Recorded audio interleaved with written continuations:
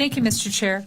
I'm going to make a couple of general comments. First, thank you so much for bringing up rural water. It might sound odd coming from me, but being in the Dakotas, Montana, other places like that, I know how important it is and how important it is to the rural communities in Minnesota. And they're really struggling to have, people even available to do some of the technical work on that. So thank you for bringing that up. A comment on PFAS. So one of the reasons why I got myself on the Defense Appropriations Subcommittee was to work on PFAS, because the department, as you know, the DOD has a lot of cleanup to do. I'd just like to make a comment. The state of Minnesota, where 3M's company's headquarters in, 3M has been the only company to date that has stood up and put anything towards cleanup, whether in communities or to do things. And I think that the EPA has a role to play with some other companies that have. They testified back a couple years ago in front of government oversight to do their fair share of cleanup on that too. So I look forward to staying tuned as to exactly what's going to happen with water quality regulations. At this point, I'm going to give you a little bit of the benefit of the doubt, but I'm going to stay on top of that. I'm going to talk about something that everybody's avoided talking about right now: environmental justice grants.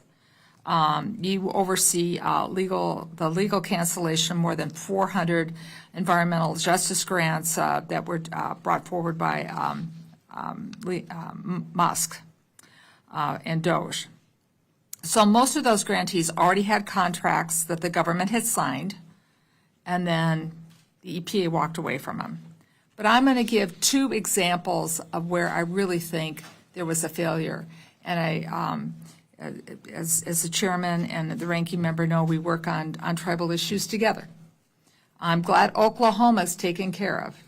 I'm about to talk about what's happening to the Sioux Nations and the Anishinaabe in Minnesota when it comes to DEI now. The Leech Lake Band of Ojibwe was awarded a grant to rebuild a tribal resiliency hub, which would allow them to relocate their current resource management facility from where it sits on an EPA Superfund site. The facility was going to serve as a center for emergency response coordination and staging as a temporary shelter during extreme weather, which we have a lot of. Leech Lake is far from the only tribe that I'm aware of, and I'm sure there's other tribes when you go back looking at it that have been affected by the cancellation of environmental justice grants. Thousands of grants to tribal nations, they've just been cut off. Tribes were told to apply to the EPA's Community Change Grant Program to meet some of their unfulfilled trust and treaty obligations. Now the EPA, they're caught in this quagmire, is pulling many of those back. Both Health and Human Service Secretary Secretary Kennedy and Interior Secretary Burgum have issued statements affirming that funding for community tribal programs will not be considered DEI. Can you maybe tell us what you're going to be doing to correct this situation so that these grants, in some cases, which were signed off on, will go back to the tribes? Another one that I just wanted to bring up, and we didn't have a chance to talk before. I'm not playing gotcha. As you heard me say, come back and talk to the committee, talk to me about this. I want to highlight a second example of a cancellation grant in Minnesota. The University of Minnesota was awarded to serve our region in the Great Lakes Environmental Justice Technical Assistance. The purpose of these and other centers were to identify and assist communities that could benefit to build capacity to access funds to implement programs. They were helping communities to obtain funding because many of these rural communities and tribes don't have professional grant writers at their disposal, so they work with universities to figure out how to become more resilient and healthier communities for where they're going through. So I'm concerned about the improvement to human health in this particular environment, and there's a grant that I just mentioned with the Great Lakes Environmental Justice Technical Grant Assistance Center. Just because the word environmental justice is in something I hope, and I just came from the Department of Defense, where they're going through and they're looking at things very, very carefully, at least that's what they told me, to make sure that somebody isn't caught in the quagmire of a label that it was given. Can we have your commitment to do that with the tribal nations and for those centers that are assisting rural communities, in particular communities like tribal communities that don't have the expertise on board, nor can they afford it for grant writers? Thank you, Congresswoman, for your question. With I'll talk about both of those grants individually. First point to help make the point is that a definition of environmental justice, that there are communities that have been left behind that need help, is a way to describe an effort that might be able to get just about everyone in America to say, yes, I agree with that. The problem that we inherited coming in is that in the name of environmental justice, tens of billions of dollars have gone out the door.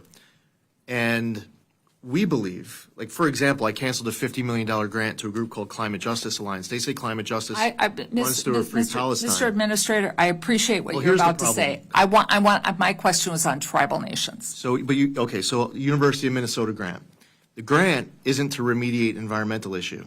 This administration believes that we can spend $1 to remediate environmental issues should go towards spending it. The University of Minnesota grant gives money to a group to spend money to get an advocacy group to come ask for money from the federal government instead of. I have limited time. Let us focus. Let us focus on the tribes. No, that's a problem. And then the second grant. You canceled.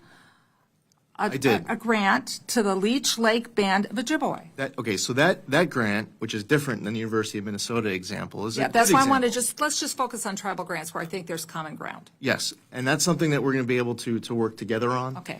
There was aspects of that grant that was built into a prior infrastructure EPA that does not exist anymore.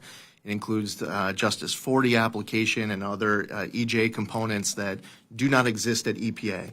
I would look forward to an opportunity for us to be able to work together, for our offices to work together on that grant, specifically to be able to get it built into the infrastructure of EPA. We are going to continue to spend the money appropriated by Congress.